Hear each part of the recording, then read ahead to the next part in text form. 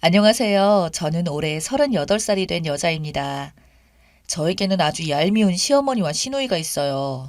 시누이는 44살인데 아직 시집을 못 가셨죠.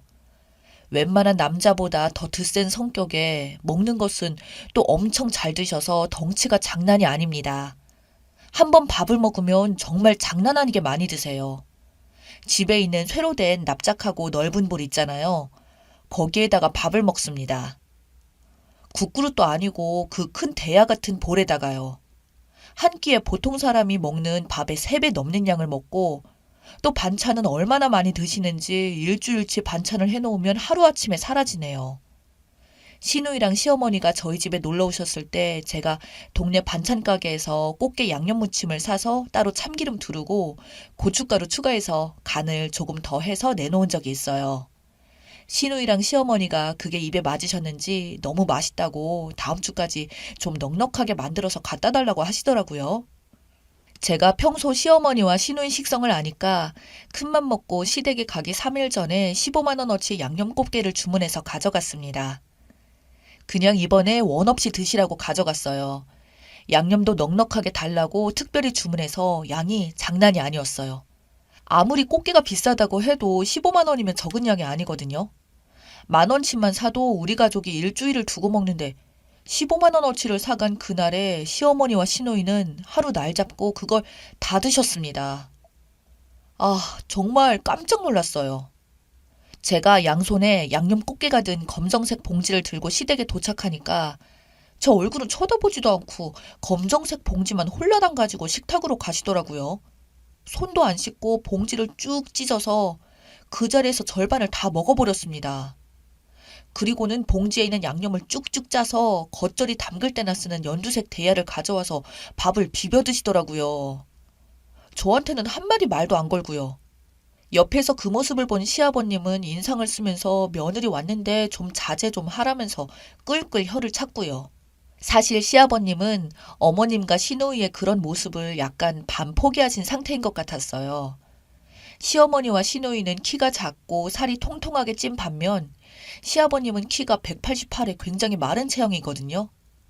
남편도 아버님을 닮아서 굉장히 마르고 키가 큰 체형이고요. 남편과 아버님 둘 다 식욕이 많은 스타일이 아니라서 어머님과 시누이의 그런 모습을 이해 못하고 계신 것 같더라고요. 저도 물론 이해가 되지 않지만요. 한 번은 이런 적도 있었어요. 남편이 형이 한 명 있는데 장가를 가셔서 저에게는 아주버님이죠. 아주버님은 7살짜리 아들 한 명이 있습니다. 시아버지 생신이셔서 시댁에서 크게 상 차려놓고 밥을 먹은 적이 있었습니다.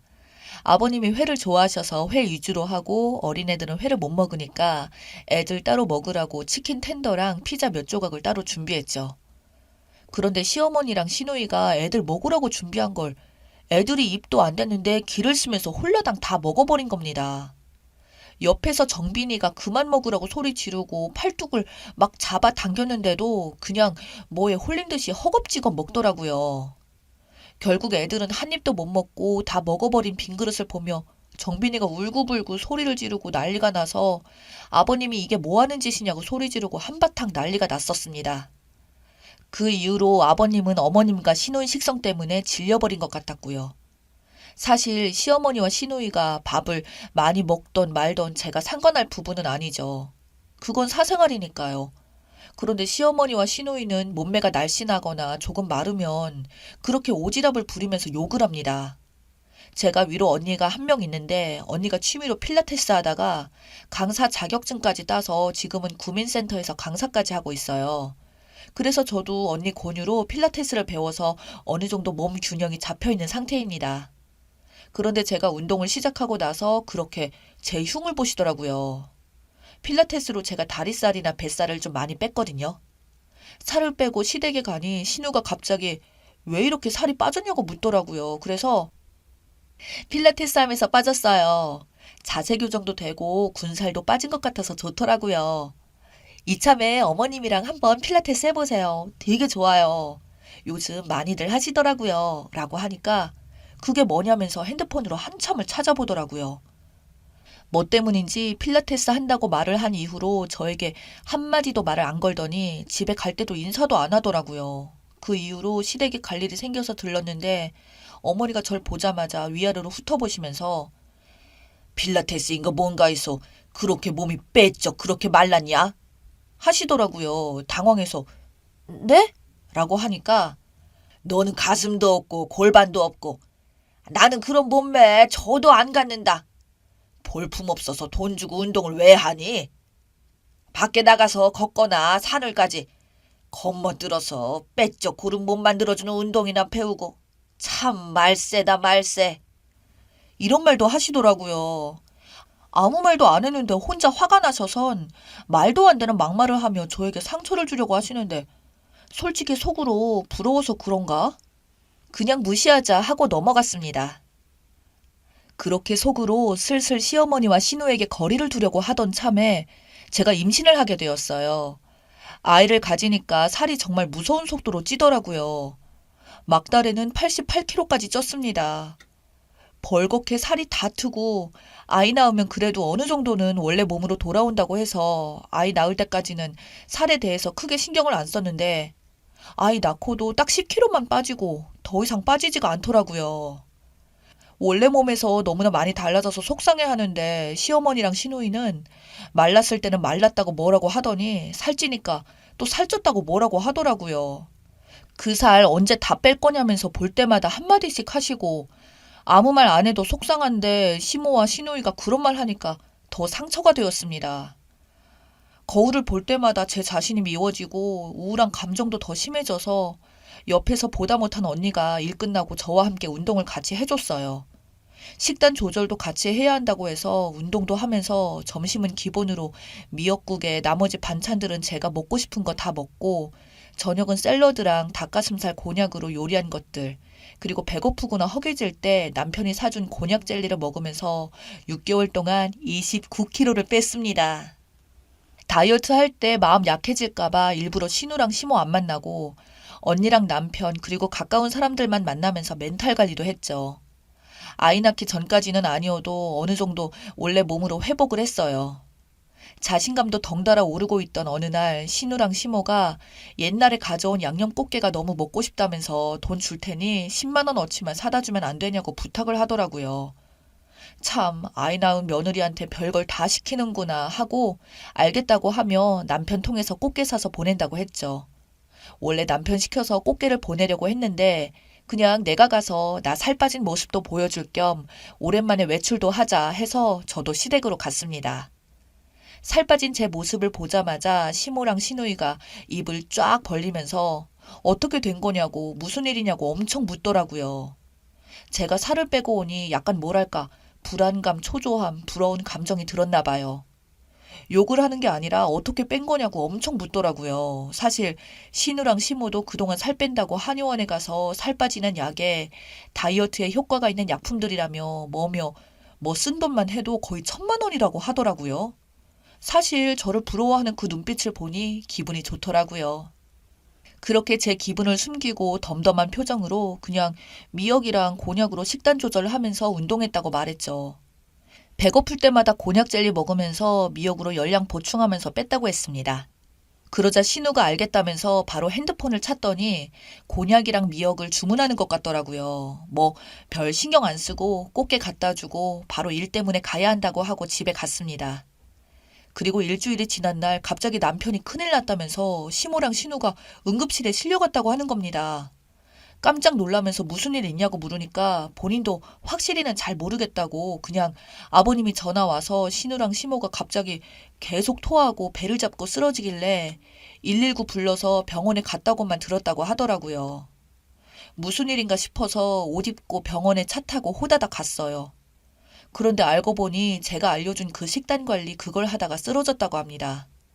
미역이랑 곤약으로 식단 관리했다고 한 제 말만 듣고는 곤약이랑 생미역을 우걱우걱 씹어 먹으면서 밥 대신 먹었다고 합니다. 아버님 말로는 마른 미역에 설탕 뿌려서 다시마 튀김 먹듯이 먹었다고 하네요. 곤약도 그것을 평소에 밥 드시는 양만큼 먹어서 그렇게 탈이 난 거였고요. 제가 말한 식단 조절은 아이 낳은 지 얼마 안 되었으니까 미역국으로 몸 영양소 보충하고 틈틈이 배고플 때마다 조그만 봉지에 들어있는 곤약 젤리를 먹은 건데 그걸 그렇게 먹었으니 배에서 곤약이랑 미역이 다 불어서 식도로 역류했다고 하더라고요. 병원에 가서 의사 선생님 말씀 들어보니 곤약으로 다이어트 하시는 분들이 간과하는 게 이렇게 거하게 먹을 경우 소화가 안 돼서 정말 큰일 난다고 하더라고요. 게다가 미역을 그 많은 걸 우걱우걱 씹어 먹었으니 뱃속에서 그게 가만히 있을 리가 있었나요? 퉁퉁 불고 난리도 아니었겠죠. 그렇게 시모는 복강경 수술을 하고 신우는 다행히 위장에서 소화가 되었네요. 정말 난리도 아니었습니다. 시모가 제 얼굴 보기 창피하다고 얼른 집에 가자고 하고 신우는 저 보더니 펑펑 울면서 자기도 살 빼고 싶었다고 하면서 속마음을 털어놓더라고요. 병원에서 알게 된 사실이 신우가 어렸을 때부터 뚱뚱했는데 그것 때문에 따돌림을 받고 해서 스트레스로 더 먹게 된 거라고 하더라고요. 약간 어머님 집안이 살이 잘 찌는데 잘 먹고 그만큼 살이 많이 찌는 그런 집안인가 봐요. 아무리 다이어트를 시도해도 작심삼일이었고 제가 살 뺀 거 보고 자극받아서 빼려고 했는데 이렇게 응급실까지 와서 자기 정말 창피하고 죽고 싶은 심정이라고 하는데 그동안 왜 신우랑 시모가 저한테 그렇게 모진 말로 저를 깎아내린지 알겠더라고요. 참 속사정을 들으니 어른이지만 딱하기도 하고 마음이 찡하니 아프더라고요. 그렇게 이 사실을 저희 언니한테 말하고 언니가 시모와 신우를 위한 식단을 짜주고 시댁 근처에 언니 지인이 하시는 트레이너분을 연결시켜 주었네요. 신우와 시모는 당을 줄이는 게 중요하다고 해서 지금은 설탕이 들어간 음식을 줄이면서 건강하게 운동하면서 천천히 살을 빼고 있어요. 응급실을 갔다 온 계기로 신우의 속마음도 듣고 시모도 제가 살 빼는 걸 도와준다는 말에 감동받았는지 더 잘해주시더라고요. 오히려 응급실을 계기로 사이가 더 좋아진 것 같아요. 살 빼는 게 얼마나 힘든 과정인지 알기에 신우와 시모를 끝까지 도와줄 예정입니다. 차마 속사정까지 다 이야기한 사람을 내팽겨 칠 수는 없으며 오히려 저도 시댁과 사이가 좋아지니 마음이 편하네요. 그럼 저는 저녁 차리러 가야겠네요. 제 이야기 들어주셔서 감사합니다.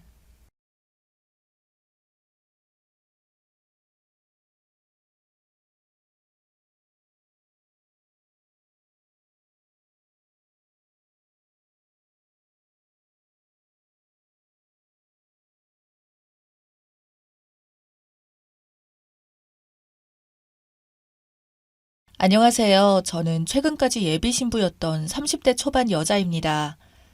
아직도 예단 어쩌고 하는 사람이 있더라고요. 예비 신랑은 35살이고 프랜차이즈 음식점에서 매니저를 하고 있습니다. 그리고 저도 음식점에서 일하고 있고요. 예비 신랑은 레스토랑에서 일하고 있고 저는 만두집에서 일하고 있어요. 서로 다른 음식점입니다. 가깝긴 하고요. 저는 원래 작은 회사에서 직장 생활을 했었습니다. 그때 제일 행복한 시간이 점심시간이었어요. 제가 뭐 하나에 꽂히면 질릴 때까지 그 음식만 먹는데 그러다 만두에 꽂히게 되었는데 질리지가 않더라고요. 그 만두집에 2년 동안 점심마다 계속 갔으니까요. 근데 다니던 직장이 망해서 하루아침에 백수가 되었고 직장을 가지 않으니까 만두집에서도 갈 기회가 없었습니다. 그러다 한 달 정도 지났나? 너무 생각나서 찾아갔더니 만두집 사장과 한참을 이야기하고는 바로 취직하게 되었어요. 그때 제 나이 27살이었습니다. 사장님 곁에서 3년 가까이 일했고 가게가 잘 돼서 신도시 쪽으로 분점을 낸다고 해서 저도 따라갔습니다. 예비 신랑은 제가 분점으로 옮기고 나서 만나게 되었고요. 처음 제가 기억하게 된 이유가 매일 가게에 왔었는데 오는 시간대가 식사 시간을 피해서만 왔어요. 나중에 알고 보니 건너편 레스토랑에서 매니저를 한다고 하더라고요. 그래서 제가 만두 엄청 좋아하시나 봐요. 라고 물었는데 만두가 아니라 제가 좋다고 불쑥 저에게 말하더라고요. 그렇게 제 인생 첫 고백을 만두집에서 그렇게 받았습니다. 제 인생 매 순간마다 만두가 함께 했었네요. 지금껏 긴 머리를 해본 적도 없었고 염색 같은 것도 모르고 살았습니다. 늘 짧았고 그냥 묶고 다녔거든요. 근데 제가 제일 이쁘답니다. 첫눈에 반했다면서 그렇게 계속 옆에서 난리를 치는데 저도 슬슬 마음이 열리더라고요. 제가 일주일에 딱 하루 목요일에 쉽니다. 그 하루를 쪼개면서 연애를 했고 결혼까지 생각하게 되었네요. 결혼 이야기가 나오면서 이제는 우리 둘만의 문제가 아니더라고요. 그렇게 자연스럽게 가족들도 알게 되었어요. 예비 신랑에게는 누나가 둘이 있습니다. 그 둘이서 함께 옷수선집을 하고 있다는데 세탁소랑 비슷한 것 같아요. 예비 시아버님은 대장암으로 돌아가셨고 지금은 어머님은 혼자 지내신다고 하더라고요. 그러면서 자기 큰 누나가 정말 고생을 많이 했다고 자주 이야기했었어요. 거의 가장처럼 집안을 지켰다네요. 결혼을 자기 빼고 다 했다고 하면서 그래서 예비 신랑이 결혼하기를 엄청 기다린다고 했습니다. 결혼 이야기를 하고 양가 부모님께 인사를 드리고 나서 예비 시누이만 따로 만났습니다.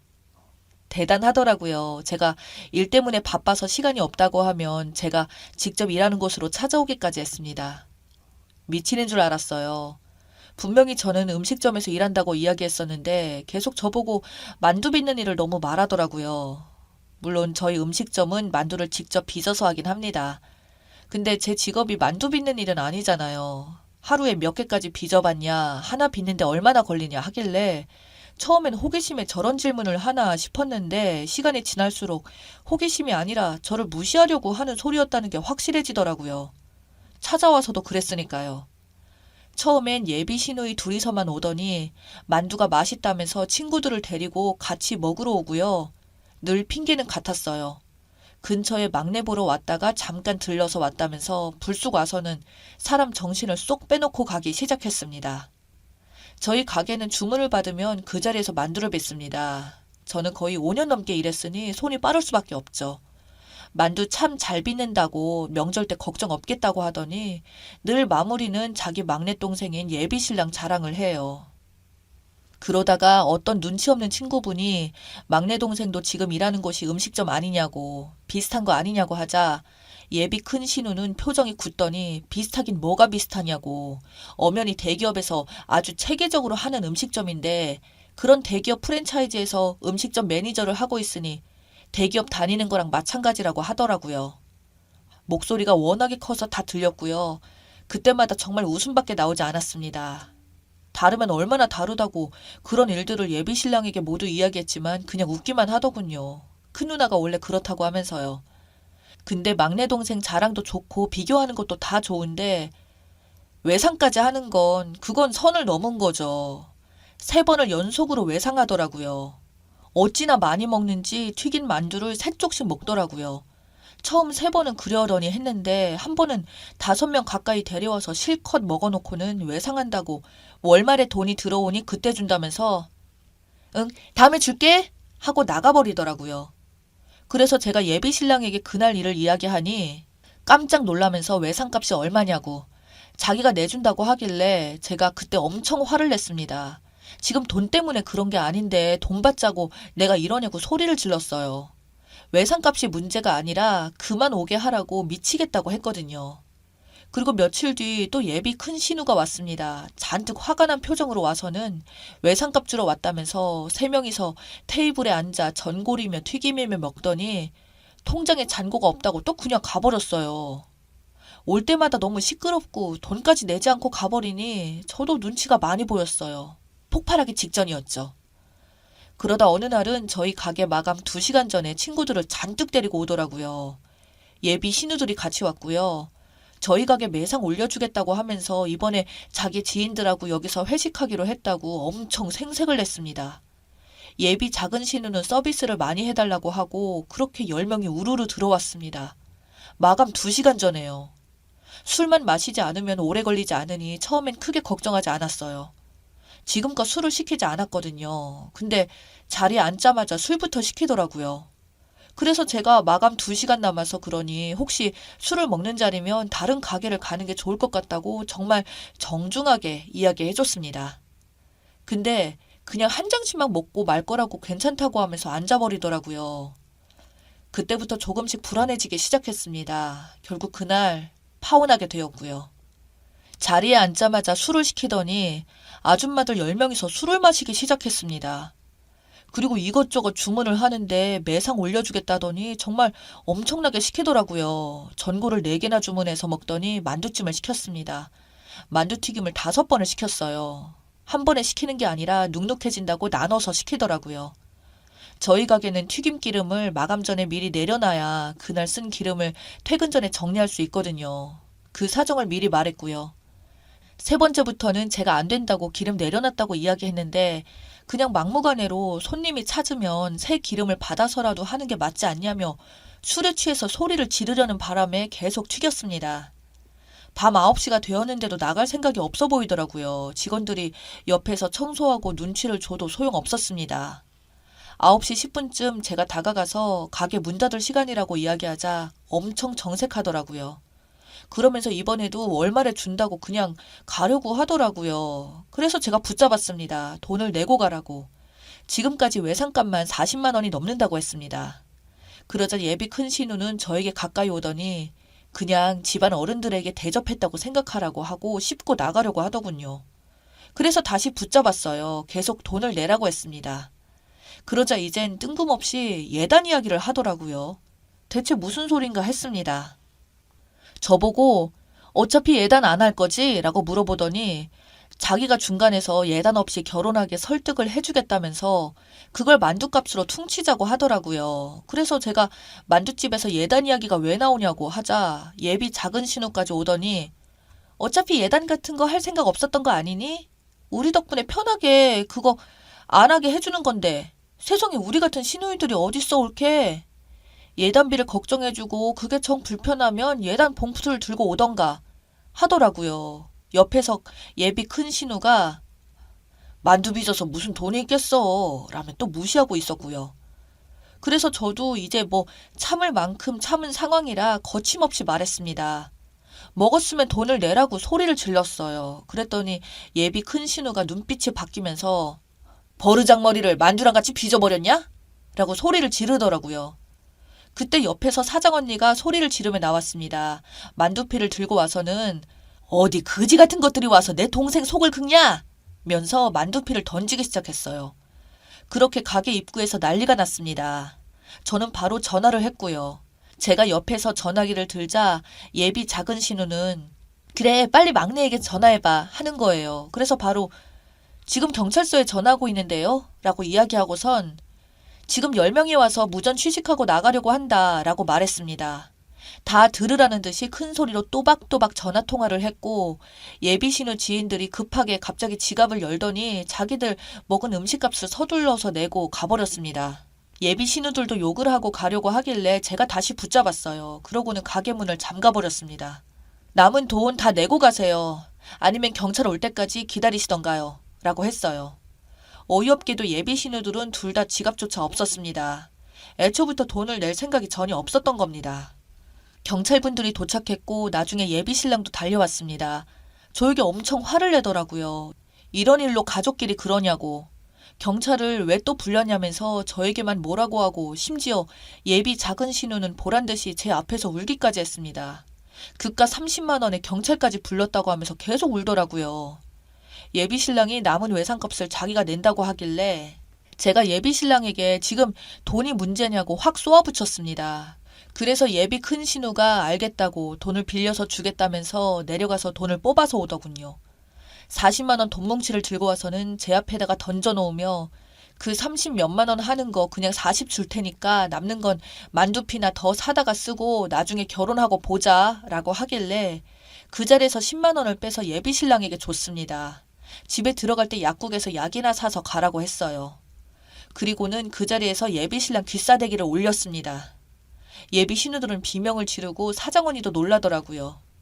예비 큰 신우는 저에게 소리를 지르며 어디 만두나 빚던 게 우리 귀한 막내를 때려! 라고 소리를 지르기 시작했고 저도 대놓고 질러버렸어요. 평생 골방에서 바느질만 하느라 세상 돌아가는 걸 몰라요? 예단? 웃기고 있네. 40도 아까워요. 남의 옷 꼬매기 전에 본인 입부터 꼬매놔야 당신 막내 동생이 장가를 갈 수 있을 거야. 라고 질렀습니다. 그때가 거의 밤 11시가 다 된 시간이었고 그렇게 그날 파혼하게 되었습니다. 저는 파혼도 만두집에서 했네요. 후회는 없습니다. 외상값도 다 받아냈고요. 그날 이후로 전 남자친구는 저희 가게 근처도 오지 않더라고요. 나중에 제 가게를 낼 때까지 저는 그냥 원래 살던 대로 열심히 바쁘게 지내려고 합니다.